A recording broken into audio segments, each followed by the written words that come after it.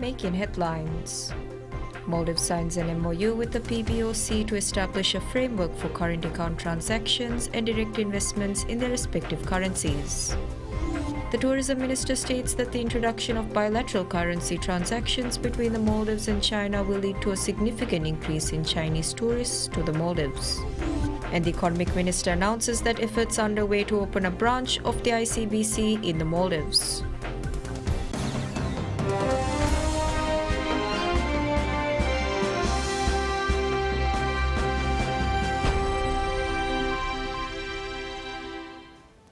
Bismillahirrahmanirrahim. Assalamu alaikum. Welcome to PSM News. I'm your host Malak Ahmad Fayaz. Now for the news in detail.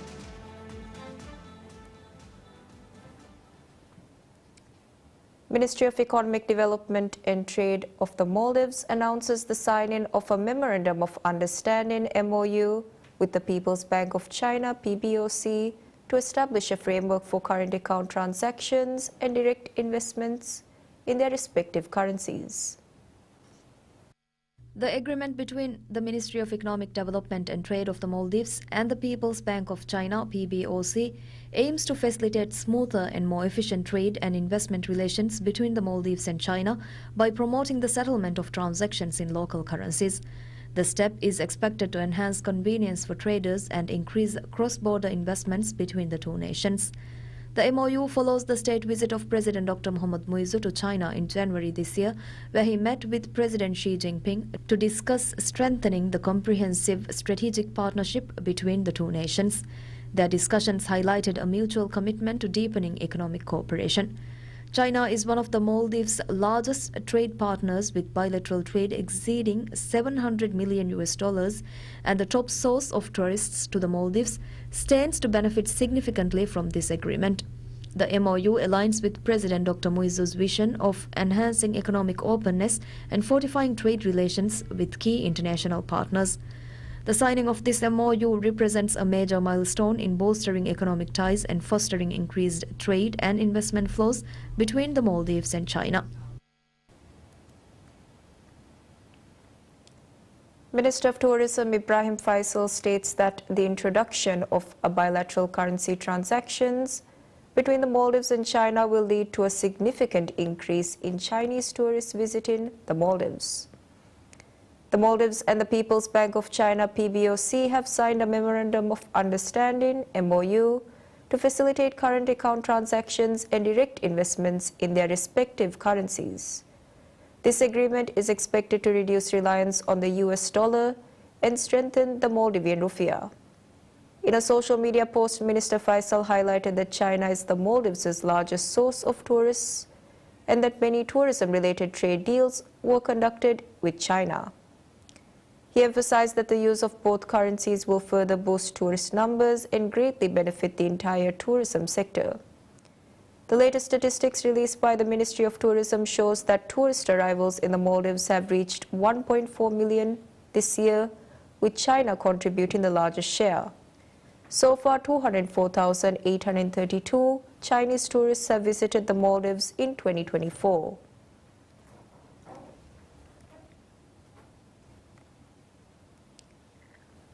Minister of Economic Development and Trade Mohammad Saeed announces that efforts are underway to open a branch of the Industrial and Commercial Bank of China, ICBC, in the Maldives. He made the statement during an exclusive interview with PSMNEWS following the signing of a Memorandum of Understanding MOU between the Maldives and the People's Bank of China PBOC to facilitate current account transactions in both nations' currencies. Minister Said noted that President Dr. Mohammad Muizzu, during his official visit to China in January this year, signed several trade and development agreements with the country. He said that these include the Blue Economy Cooperation Agreement, the Digital Sector Development Agreement, and the Belt and Road Cooperation Agreement. He added that numerous discussions have taken place to strengthen trade ties, including the establishment of ICBC branch, with talks currently ongoing to realize this goal. Additionally, Minister Said highlighted that although the Maldives signed a free trade agreement FTA with China in 2017, its implementation was delayed by the previous administration. He, however, said President Dr. Moizu has brought the FTA into effect this year. The agreement will be fully operational once both countries finalize the terms. China currently imports approximately $700 million worth of goods to the Maldives annually.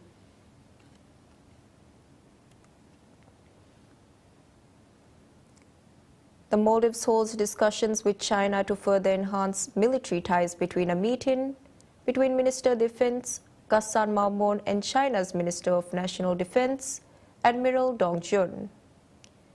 The discussions took place on the sidelines of the 11th Beijing Jiangshan Forum, a high-profile gathering of military leaders from Asia-Pacific countries.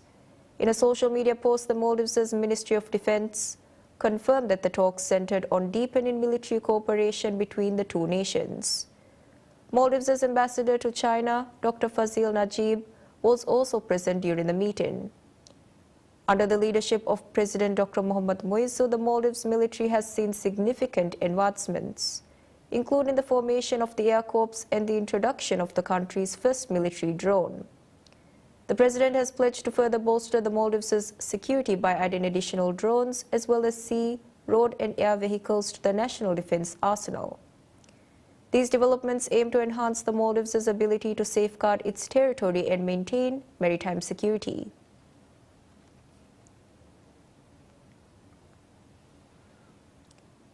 The World Health Organization (WHO) donates Mpox test kits to the Maldives as part of efforts to strengthen the country's response to the virus. The donation was handed over by WHO Medical Officer Dr. Padmal De Silva and received by Minister of State for Health Ismail Sharif on behalf of the Maldives. The Minister of Health affirmed that these test kits would play a vital role in enhancing the country's ability to prevent and control the spread of Mpox. WHO declared Mpox outbreak a global emergency on August 14th, following a surge in cases in Congo and several African nations, as well as in countries beyond the continent. The outbreak has been classified as a public health emergency of international concern under the International Health Regulations 2005 IHR. The virus has also spread to some South Asian countries. In response, the Health Protection Agency HPA has been actively monitoring the situation and taking preventive steps to mitigate the risk of Mpox transmission in the Maldives. The agency is assessing the local risk, formulating control strategies and preparing to conduct tests and provide treatment if necessary. HPA is also raising awareness among healthcare workers, the general public and immigrants while bolstering disease surveillance efforts. Mpox, while primarily transmitted through sexual contact, can also spread through the exchange of bodily fluids and respiratory droplets from an infected person. Everyday items such as bed sheets, towels and clothing shared with an infected individual can also carry the virus. Additionally, transmission from infected animals such as during hunting, skinning or cooking is possible. Symptoms of Mpox include fever, body ache, fatigue, swollen lymph nodes and rashes. WHO reports that most cases have been identified outside Congo, often linked to sexual transmission. The Maldives Inland Revenue Authority (MIRA) introduces the Fifth Amendment to the Income Tax Regulation, mandating that individuals earning income in foreign currencies submit their income tax payments in US dollars. This latest amendment clarifies the currency requirements for taxes levied under the Income Tax Act.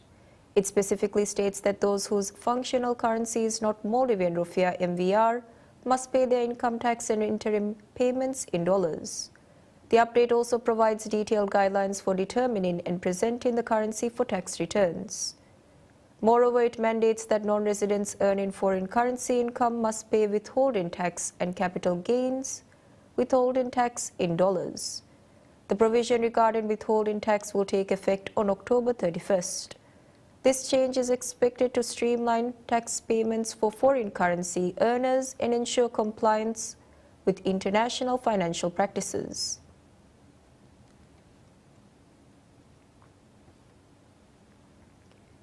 Minister of Education Dr. Ismail Shafiu announces that 2,000 students will begin A-level studies in public schools this year, reflecting a 77% increase compared to previous years.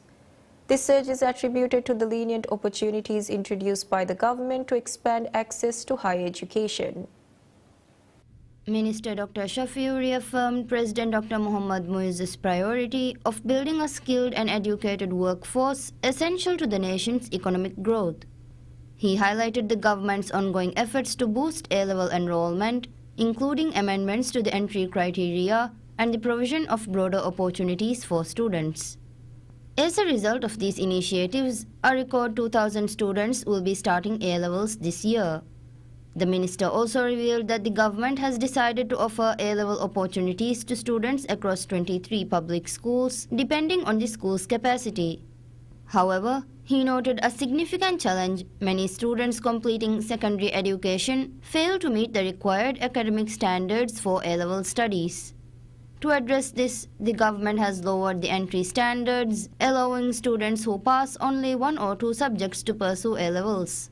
The government expressed optimism about this initiative, viewing it as an investment in developing youth skills and enhancing national productivity in the long run.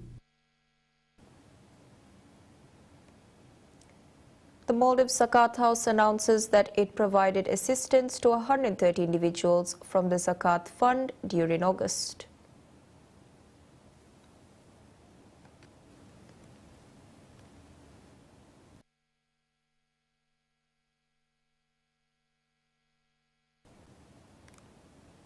Statistics publicized by the Zakat House indicated that Zakat funds primarily provided assistance in 4 key areas, including cancer treatment, heart operations, treatment for kidney diseases, and brain operations.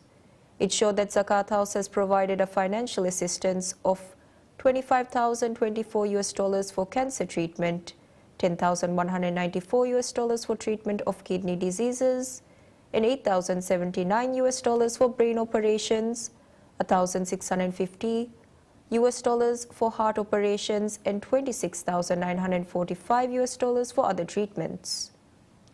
The statistics further show that the Zakat House had spent a total of $47,563 from the Zakat funds in August. Meanwhile, a total of $72,632 was designated to provide assistance. The additional expenses incurred were to secure funds for the development of the Waqf buildings and to provide salaries for individuals working to collect zakat. As such, it had spent $2,451 for the development of Waqf buildings and a total of $17,397 for the salaries of employees. Despite the collection and distribution of zakat was previously done by the Ministry of Islamic Affairs, it is now the responsibility of the Maldives Zakat House. The Zakat House was established with the recommendation of President Dr. Mohammad Muizz and was inaugurated in January 2024.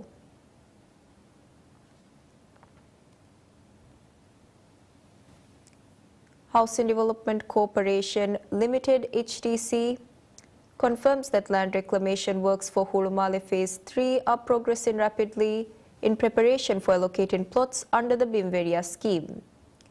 The reclamation project, inaugurated on September 22, 2023, has already seen significant progress. Dredging operations for 10 hectares at Site A have been completed, with most of the 29 hectares at Site B nearing completion. In total, 63 hectares will be reclaimed. The project had experienced delays, halting twice, but work on Site C will begin after the completion of Site B. Speaking to PSMNEWS, HDC assured that there are no current delays and the project is moving according to plan. The construction of a bound wall is underway and sand filling will begin once these works are completed, with a commitment to meet the project deadline. HDC also highlighted plans to develop Hulumale Phase 3 with comprehensive infrastructure, including roads, bridges, parks, and recreational spaces for sports and entertainment, in addition to housing.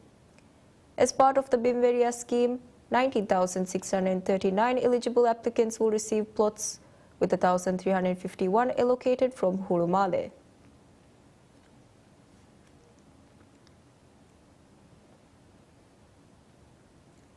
The new president of the Institute of Chartered Accountants of the Maldives, CA Maldives, Muhammad Halim Abdullah, reveals that the new Council of CA Maldives aims to ensure that the financial stability and security of the institution. Speaking at the ceremony held to commemorate the 4th anniversary of the institution and the completion of the term of its first council, President of CA Maldives Halim affirmed that the new council will exert planned efforts to promote the field of accounting in the Maldives. Aiming to achieve this goal, Halim stated that the council will prioritize 4 key objectives during this tenure. This includes increasing more members, maintaining the quality of the rules and regulations, working to ensure that CA Maldives is accepted as a separate institution from the government, and increasing the institution's revenue. During the ceremony, former President of CA Maldives, Hussein Niaz, who also served as the Auditor General, stated that his council worked to ensure that CA Maldives was managed and run as per international guidelines. These efforts have yielded positive results as the institution will become a member of the International Federation of Accountants this November. The ceremony was attended by the former counsel of the institution, former members and other professional individuals within the field. CA Maldives' council consists of an Auditor General, a Commissioner General of Taxation and a Financial Controller. The new council will comprise of a President, Vice President as well as 6 additional members. Individuals were elected for the positions after voting session within are members of the institution. Established in 2020, CA Maldives aims to arrange the accountancy profession in the Maldives as per international guidelines, establish accountability as a clear profession, and promote the field.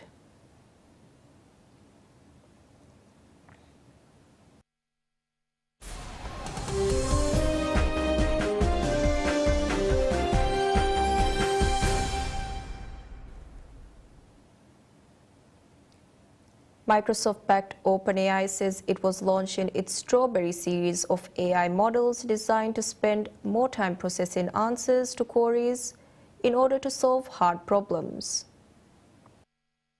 OpenAI has launched a new series of bots built to answer really tough questions. The AI models are designed to spend more time processing problems before spitting out an answer. First reported by Reuters, the new products are capable of reasoning through complex tasks. OpenAI says that makes them better able to solve challenging problems in science, coding and math. Known within the firm as Strawberry, they've officially been branded as O1 and O1 Mini. The O1 version will be available in ChatGPT from Thursday. In a blog post, the firm said the new model scored 83% on the qualifying exam for the International Mathematics Olympiad. That compares with just 13% for a previous model. The new bot also exceeded human PhD-level accuracy on some scientific tests. An OpenAI researcher said the system was built on so-called chain-of-thought reasoning, which breaks complex problems down into small steps. The models have refined their abilities through training and learning from their mistakes.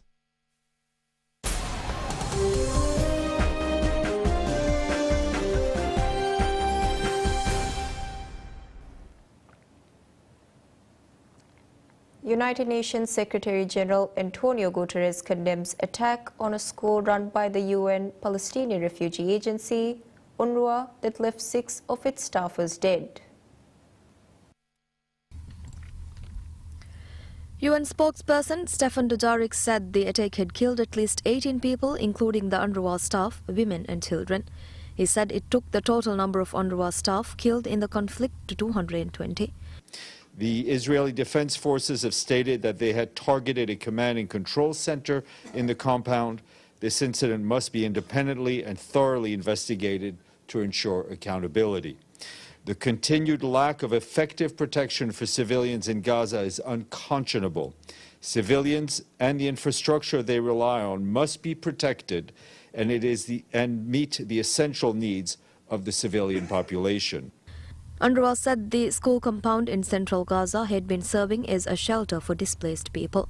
The Israeli military said it was also being used by Hamas militants. The Israeli military named 9 men it said were Hamas militants killed in the airstrikes.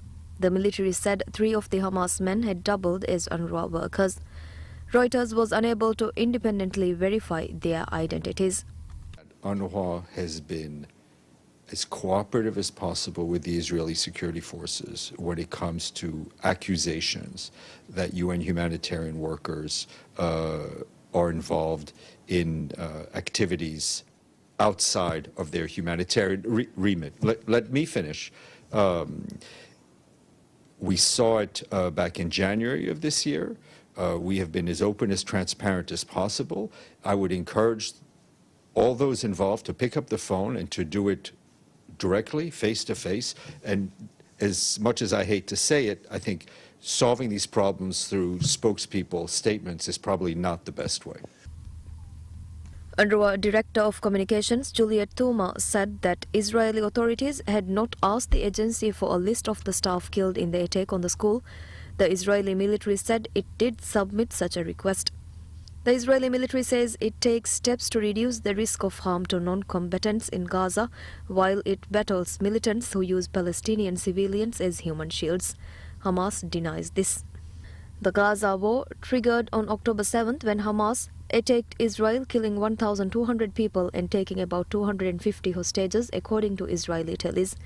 Israel's subsequent assault on Gaza had killed more than 41,000 Palestinians, according to the enclave's health ministry.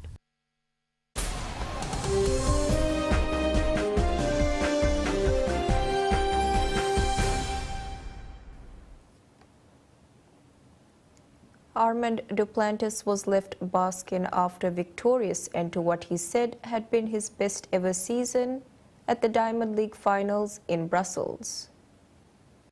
The US-born Swede said he would not necessarily be rushing into any more mid- or end-season exhibition races. Duplantis beat Norwegian hurdle star Karsten Warholm in an exhibition 100-meter on the eve of last week's Diamond League meet in Zurich. It was an event that he said left him wrecked. At least he made the competition the following day. Warholm pulled out with a hamstring niggle. He said of the concept that he does not know if it's finished, but there's not going to be races anytime soon. He said that if anything, it would be a relay with the Swedish squad if he thinks they had a chance to break the Swedish record. Duplantis, who clocked 10.37 seconds to beat Warholm's 10.47, said he felt pretty beat up right now. Duplantis said he thinks the timing was also maybe so perfect for them. He said that coming off the Olympics, he has not trained that much, and he has not trained for probably 4 weeks. He added that realistically he has not done any sprint training, so it was such a shock to his body and his energy. He also said that he does not think it would be as much of a problem as it was now, but it is the end of the season and they're already kind of just hanging on, and he put his body through a lot.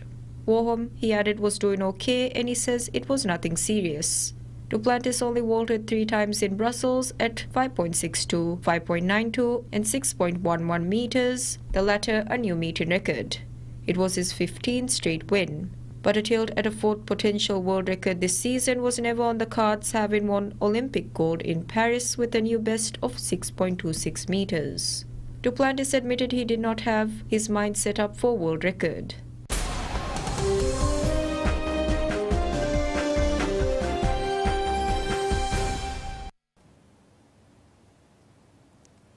In Australia, coffee van owner in Perth's north is training up his newest recruit on how to make the perfect brew.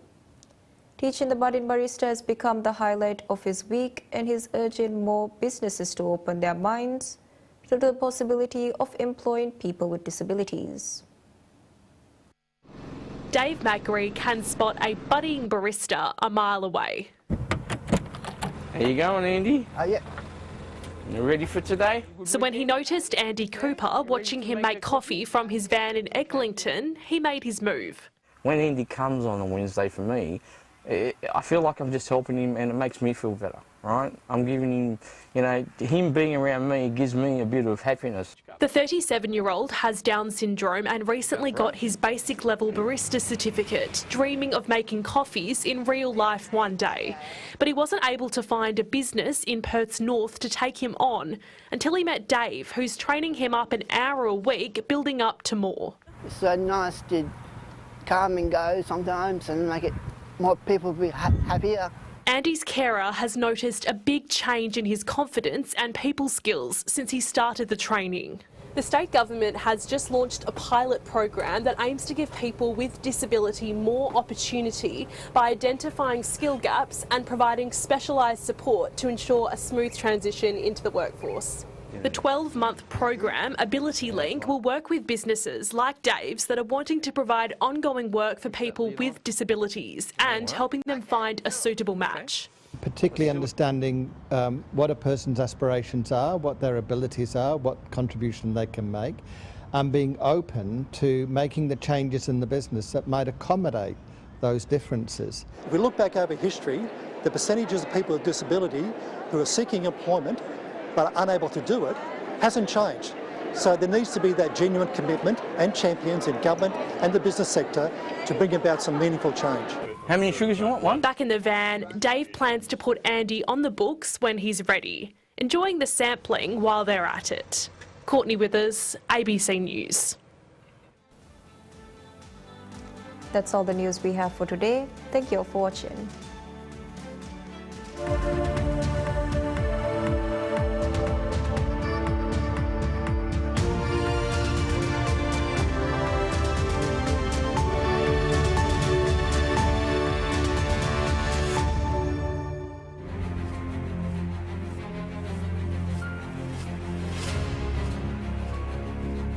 मियदफहु आउनमें एम्मेंगा पोदुकुरम्बी मी वारा बोडु गाँव में कमा मी बोडु गाँव में इरादु करबिया आउनमें अमिल्ल्या